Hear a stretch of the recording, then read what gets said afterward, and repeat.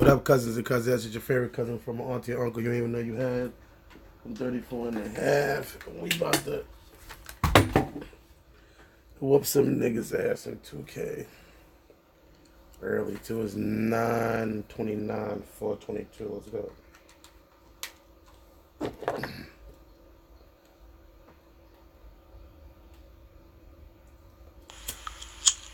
So I'm waiting for a third right now. We don't have a third man.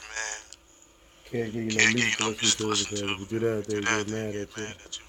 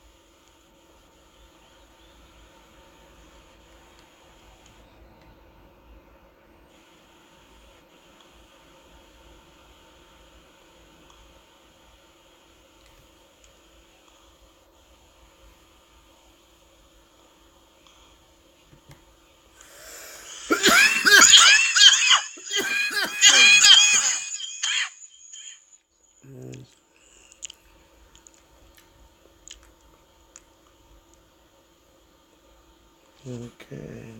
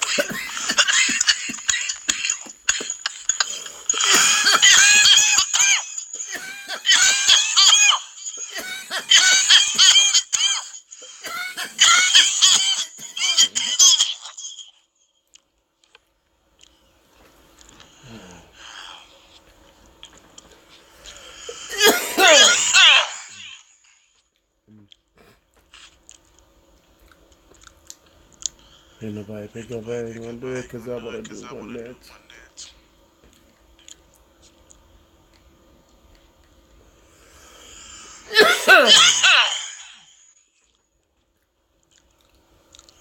Let's get it. Defense, man. That's good.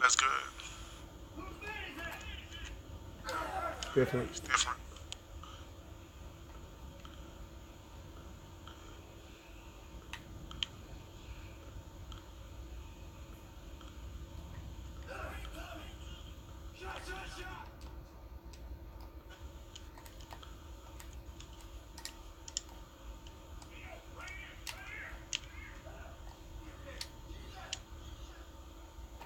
I know.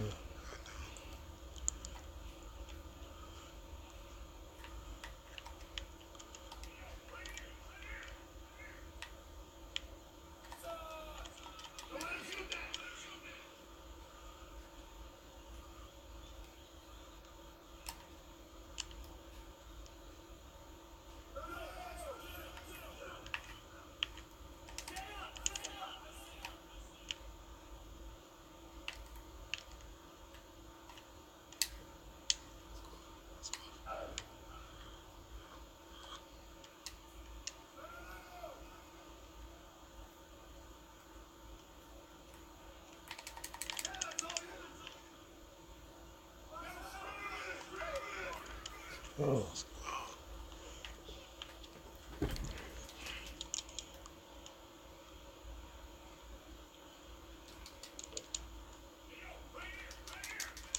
Oh, he fucked up. Oh, he did it good.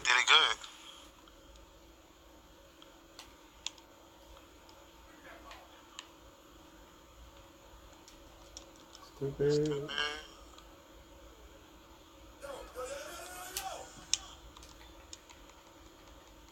That's four in your head, bitch. And I'm backflipping.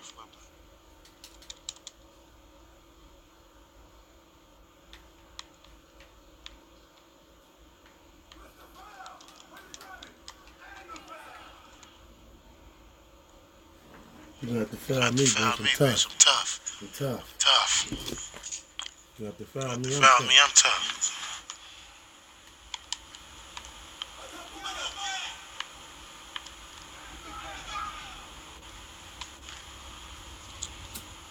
They nervous.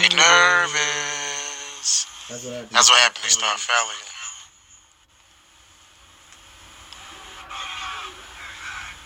They get nervous. They start fouling.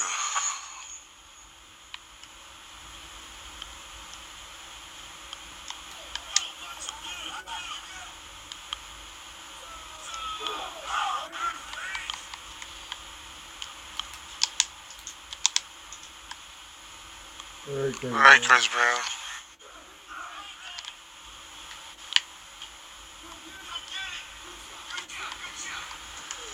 Gymnast.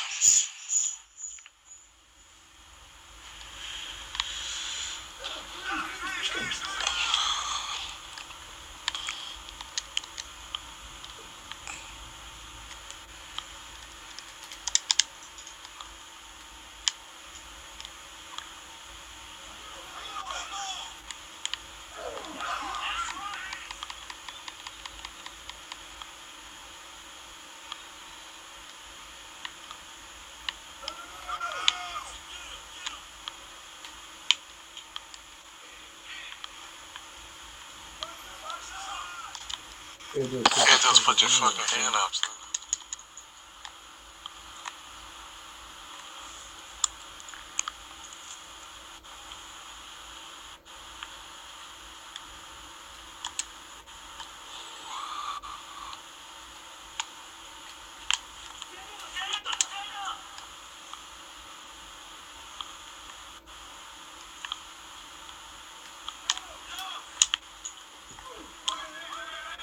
I know.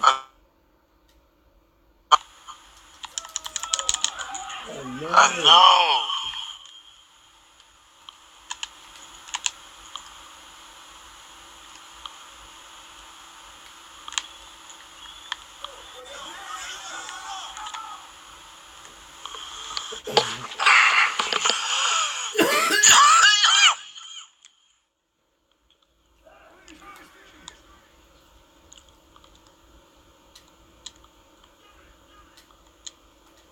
Thank you.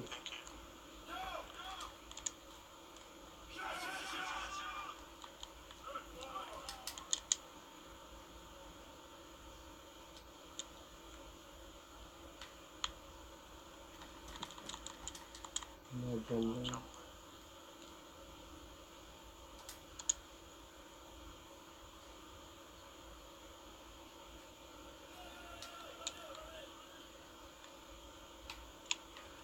What?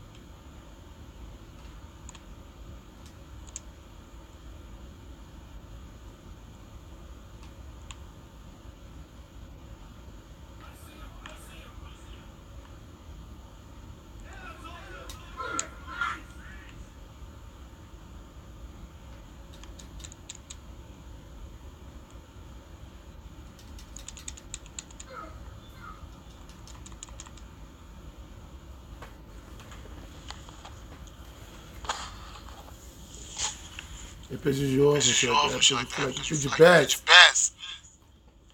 And they suck so fucking bad. The fuck is up with niggas, son? Real life. If you hate that, write that in the conversation. Like, yo, what is wrong with people? I'm doing what I could do. Pass me the ball. Highlight, please, everything. Elite plus. Shit, I got an 8 on. I get an 8 next time. I get an A. I do 60 push-ups. How about that?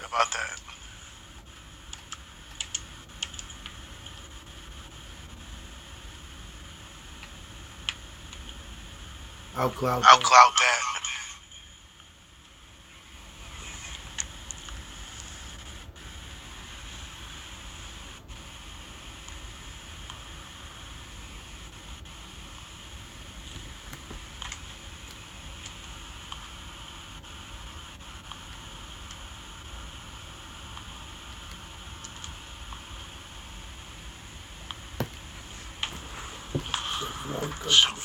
Some shit. I'm trying to find out about the people that got killed.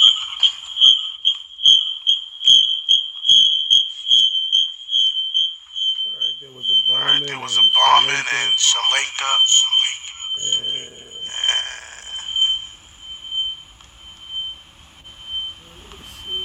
me see.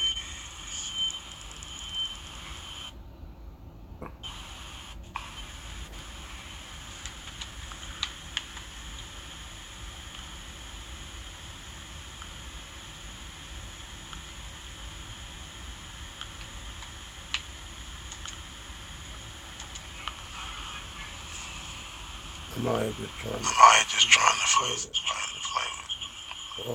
it. Pause.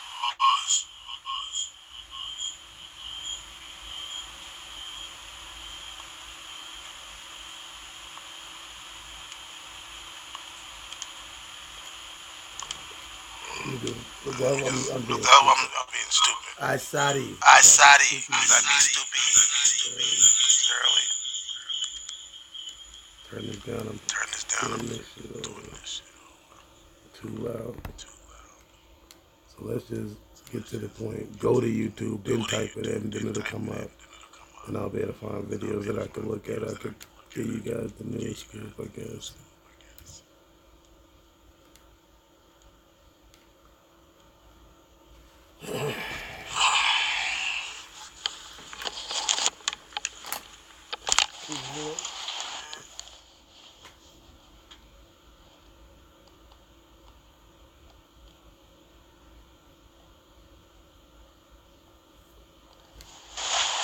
So they say that it was a local group of Muslim radicals.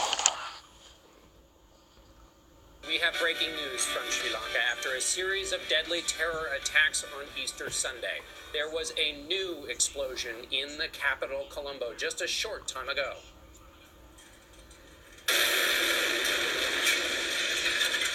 This latest blast followed a string of suicide bombings targeting Christians celebrating Easter.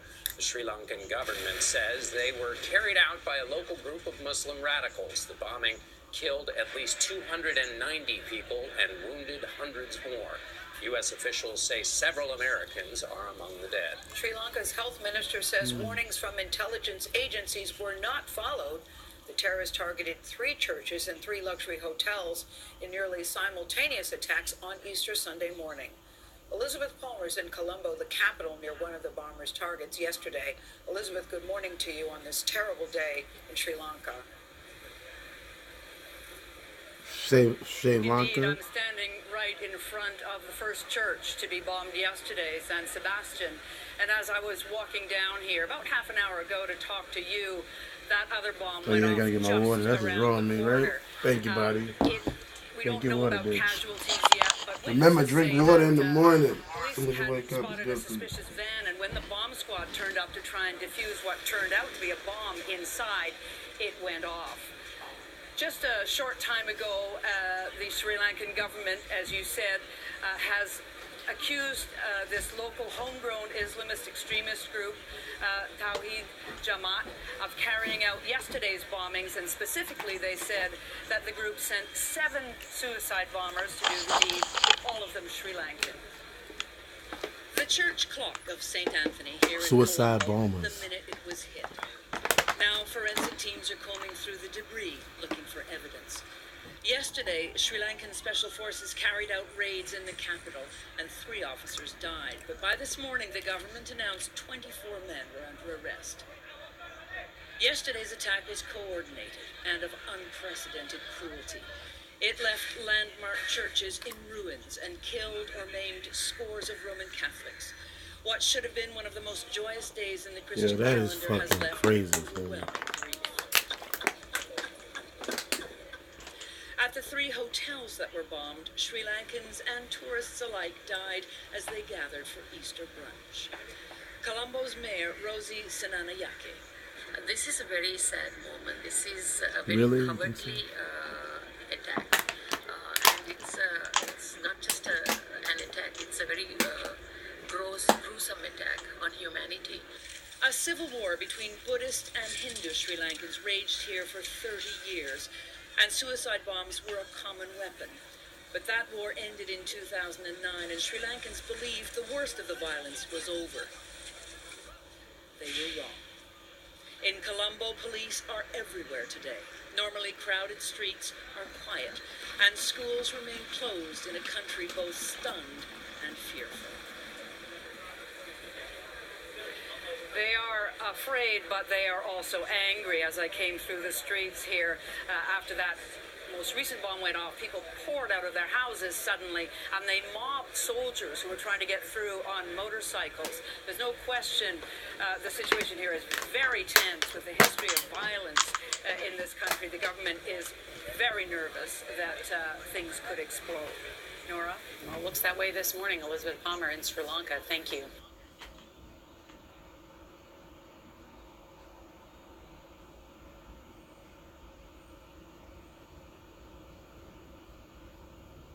John Miller is New York City's Deputy Police Commissioner of Intelligence and Counterterrorism. He's also our former senior correspondent. John, good morning. You just heard Elizabeth Palmer describe it as a tense situation there, that controlled explosion, as well as Sri Lankan police finding 87 bomb detonators at a bus station this morning.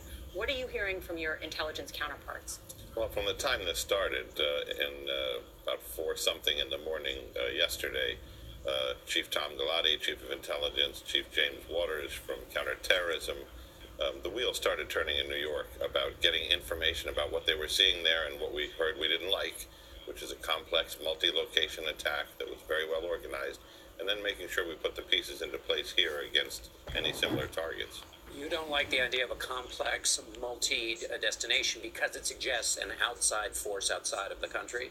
I think when you look at this and you see 7 or 8 locations off the bat in near simultaneous staggers with then other later ones, then raids on places where suspects set off bombs, what you're looking at is the kind of operation that would take a great deal of organization, a good deal of funding, and more importantly, a fairly large number of people for your average terrorist plot, which increases operational security. How did they run this for so long with so much planning and so many wheels turning without it being found? Exactly, Gail. But then there's word that the government had been told something 10 days ago, that there could be an attack on a church. Does that mean they didn't believe it, didn't take it seriously? Well, they did put out a notice to other government officials warning that they were taking this seriously and that the threat itself touched a number of important other investigations. So, and we've seen this here in the United States, Gail. That's one of those things that, and I think the government had the right take on it. Let's figure out who did it and get them first, and then let's look at our own processes after. And that's what they've said they're going to do. As you can see this morning, they're worried about more attacks coming. And so the Sri Lankan government shut down all social media, Facebook, WhatsApp, some other social media sites that are used there in Sri Lanka. Does that help the situation, do you believe, that they took? You know, it's hard to second guess them from here. That is always something that sends a chill up a democratic government. But their stated reason was to prevent misinformation. And we've seen a lot of discussion since they did that about, I believe the headline in one major newspaper was, the tensions are the heat and social media can be the match. John, we've been talking about lone wolves for the last period of time when we talk about terrorism. terrorism, but this sense of coordination, does that put in mind for you any particular organization? So I think we have to ask ourselves a couple of questions. Well, let's make it three. Number one, is this the resurgence of Al Qaeda, which has been expanding its network to pick up these affiliates, because it is certainly more their style. Number two, is this an ISIS influence group when ISIS has gone from being a caliphate, gone from being an infantry, and now remains solely as a terrorist group? And number three, is this a local group that has grown in sophistication and Might have international. complexity? Right. 3 churches and luxury hotels. Does that say anything to you? It certainly does. It certainly says this was a attack directed against Christians specifically, with a Word? tinge of economic targets.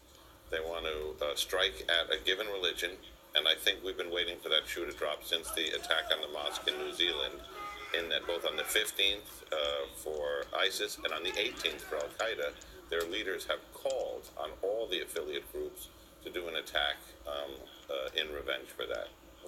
And that is speculation there, but it's certainly something we have to look at. Got it. All right, John Miller, thanks so much for being here, John. Ooh.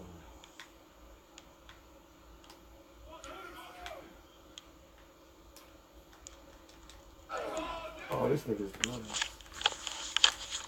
You can manage anything with Monday.com, even social media content.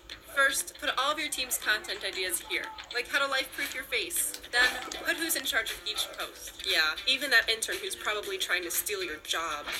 Select the channel and make sure it aligns with your target audience. Ha, your parents. You can upload files and work on the content with your team. Even your boss can contribute great ideas. Teams use Monday.com to manage anything. Banner requests, campaign tracking, ad production. So go to Monday.com and get started today.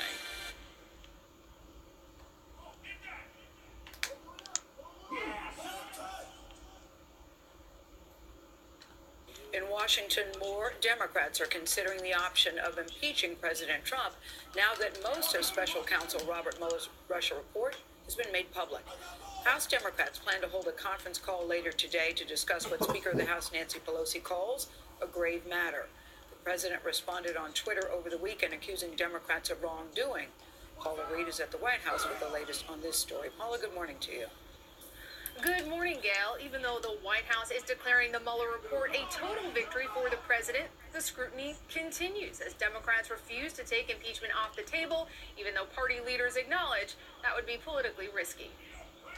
A lot of great things happening for our country. Thank you very much. As President Trump attended Easter services in West Palm Beach, Special Counsel Robert Mueller avoided questions outside his church in Washington. Will you testify before Congress, sir? No comment. It's the first time we've heard Mueller speak since being appointed special counsel. The president's attorney, Rudy Giuliani, insisted it's acceptable to take information about an opponent from a foreign adversary. There's nothing wrong with taking information from Russians. Though the former prosecutor wouldn't recommend it. I would have advised, just out of excess of caution, don't do it. Congressman Jerry Nadler questioned why Mueller did not bring charges against those in the infamous June 2016 Trump Tower meeting. Donald Trump Jr., Jared Kushner, and then Trump campaign manager Paul Manafort, who met with a Russian lawyer promising dirt on Hillary Clinton. They went to the meeting. That's conspiracy right there. But in his report, Mueller explained he didn't bring charges against them because he could not prove they willfully sought to commit a crime. Senator and 2020 hopeful Elizabeth Warren distinguished herself among her Democratic rivals by unequivocally calling for impeachment over the weekend. We have a Constitution of the United States, and it says when the president engages in this kind of activity, then it's time for impeachment. But House Oversight Committee Chairman Democrat Elijah Cummings was more cautious. I'm not there yet, but I can foresee that possibly coming. Cummings also said he believes the president could be emboldened if Democrats do nothing, but he urged caution before proceeding with impeachment. House Democrats continue to pursue over a dozen investigations into the president and his administration. Those are expected to continue through 2020. Nora.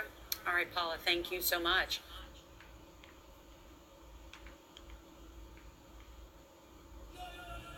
Named an IIHS top safety pick, Tucson is safe for you and your wallet. Hyundai, the longer you look, the more there is to like. Right now, get up to $2,500 cash back on a new Tucson. Find your new Tucson at buyhyundai.com.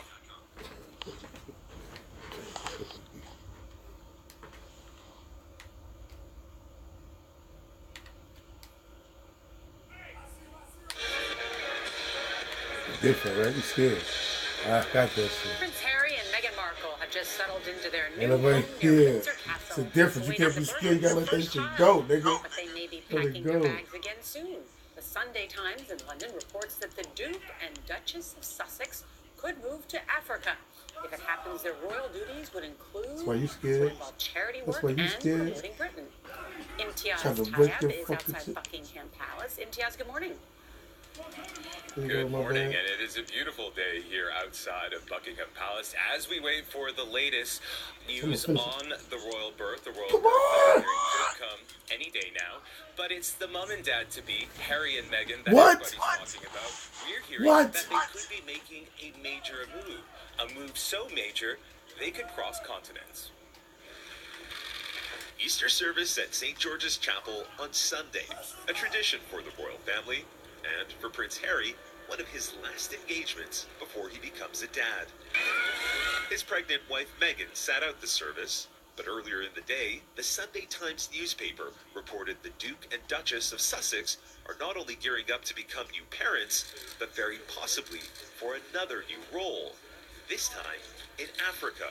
Roy and Nika co-wrote the article for the Sunday Times. There's no doubt that Harry and Meghan, I think, want a bit of freedom from the UK. They want a little bit of freedom from the institution. Harry and Meghan already have a special connection to the continent. I managed to persuade her to come and join me in Botswana, and we camped out with each other under the stars. One of the diamonds in Meghan's engagement ring is from Botswana.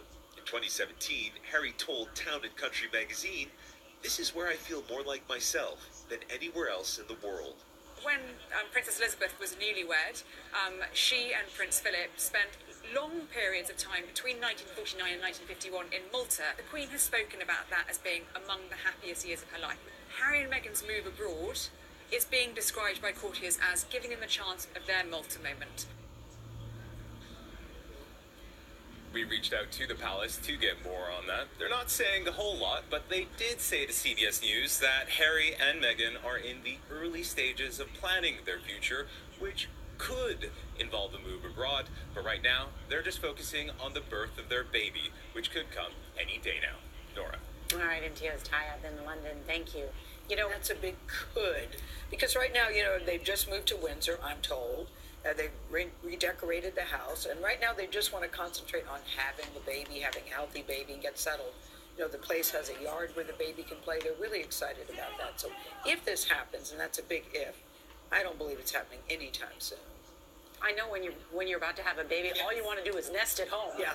My goodness, yeah. Because as you know, that waddle is real. Yeah. That pregnancy waddle is real, and you just want the baby to come. But right now, they just want to concentrate on being home in Windsor. They're enjoying this baby boy or baby girl. Can't wait to see what this baby's going to look like. I know. Can't wait for that first picture.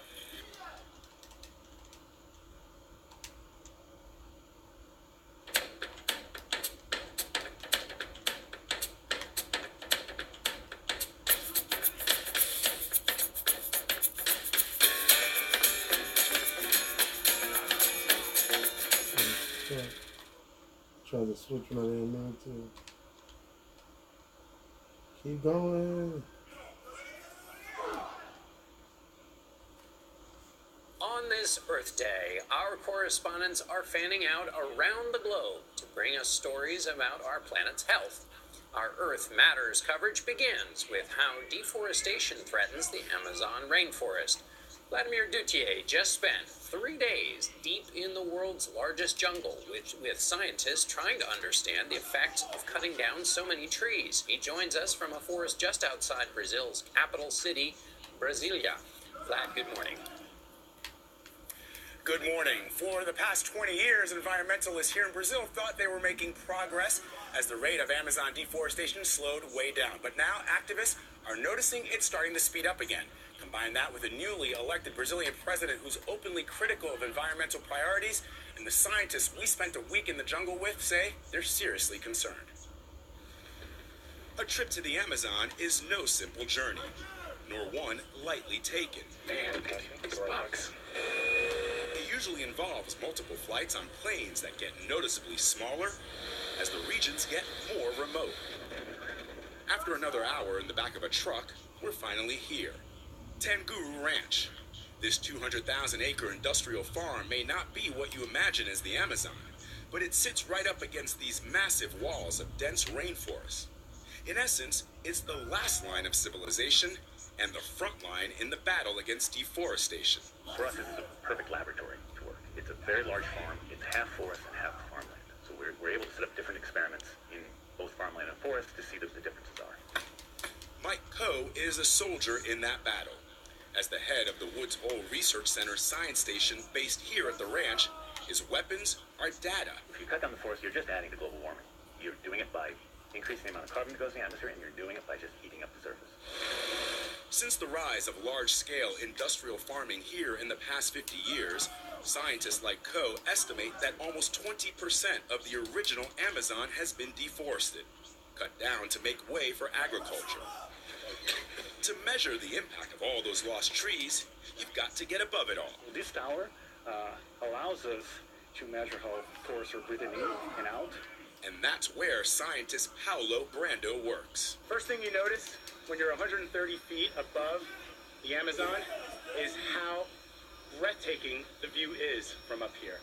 But for scientists, it is not about the view. It's about the science. That tree is probably 3 or 4 tons of carbon that is storing. So they assimilated carbon that otherwise would be in the atmosphere.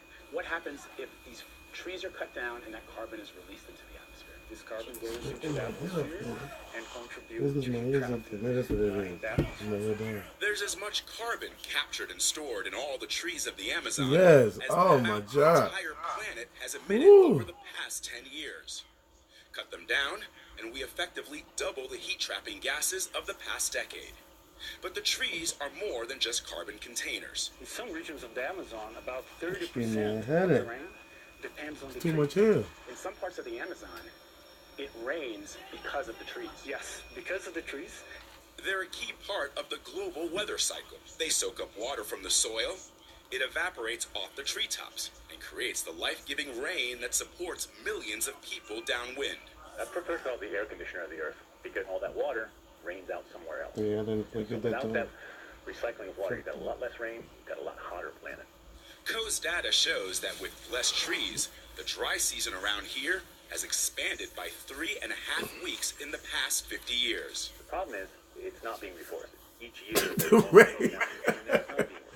So now it's not raining in the rainforest. That's not. They have discovered Yeah. a solution by relying on the jungle's original inhabitants.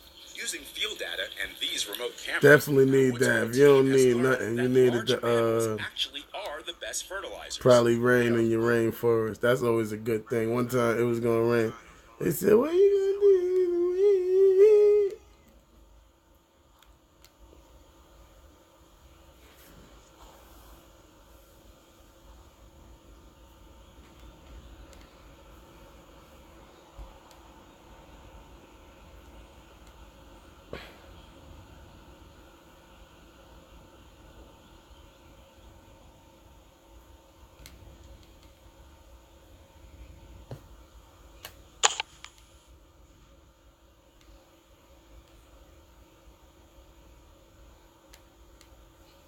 That's what I gotta do. You know what? So it was nice playing with you guys. I gotta do some shit for my clothing. Cause I got a clothing line, as y'all know.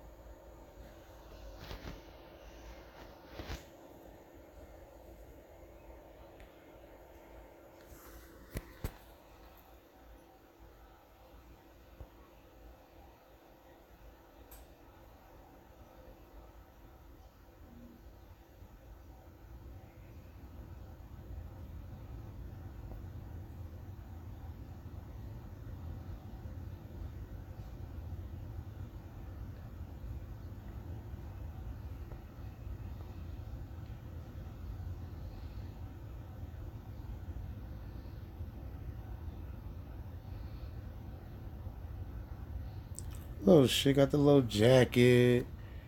You might want to get fresh on them, throw the jacket.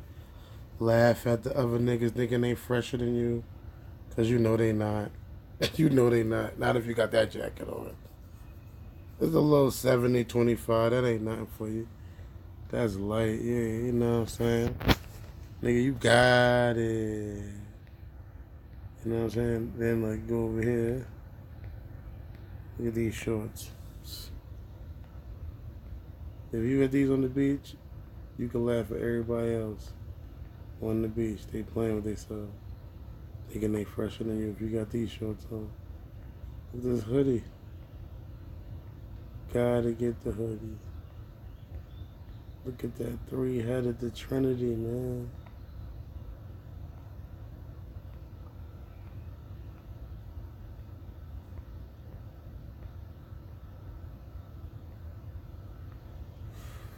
Ooh. You know, don't you know no good. It's for the ladies, more subtle, you know. There's a lady there, so then we got the joints for nip, you know.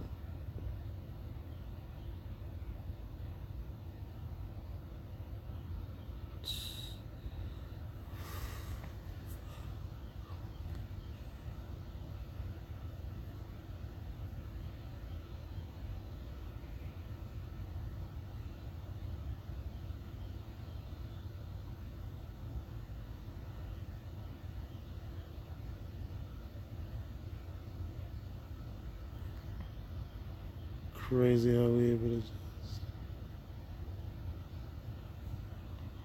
got this merchandise, so definitely support the channel the real way. Go get you some merchandise at King Custom. The link is in the description or whatever. There's one love, one life. I gotta go.